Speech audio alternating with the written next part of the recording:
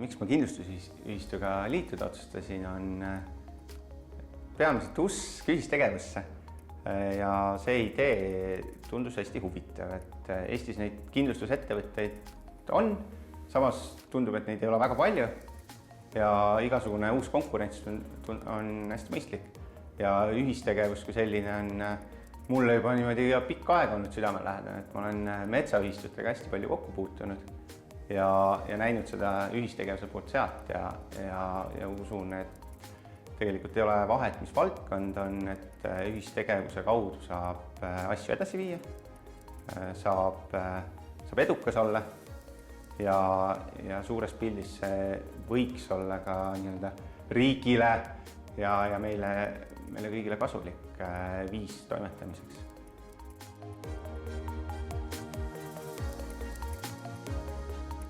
Et mida ühistegevus inimesele annab, on üks asi on kindlasti kuuluvustunne, et olla ise mingisuguse organisatsiooni või siis ettevõtte liige, osanik,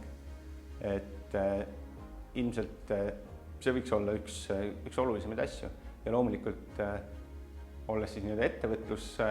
ettevõtlusega tegelev organisatsioon, siis kindlasti on seal ka mingisugune majanduslik mõttekus sees, et saada tagasi seda, mida sa sinna panustanud oled.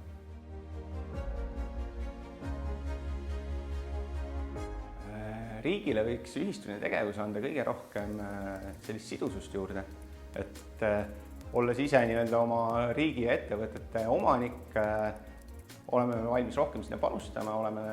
ja hoiame seda kapitali ja majandust tegelikult iseenda käes, et kindlasti on see ka üks aspekt, mida võiks nagu arvestada sellega, et astudes näiteks ühistu liikmeks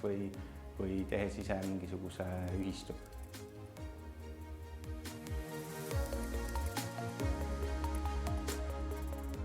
Kindlustusühistuga liitumise soovitus võiks olla nendele, kes reaalselt kindlustustooteid tarbivad ja ilmselt neid on meie seas hästi palju, et see võib olla ju lihtne autokindlustus, aga võib olla ka midagi spetsiifilisemat, et olles ise metsasektoriga seotud, siis täna näiteks metsaomanikele sellist metsakindlustusteenust turul ei ole ja üks võimalus seda turule tuua ongi siis läbi oma ühistu ja seeläbi siis hakata seda teenust ka tarbima, kui selleks vajadus tekib.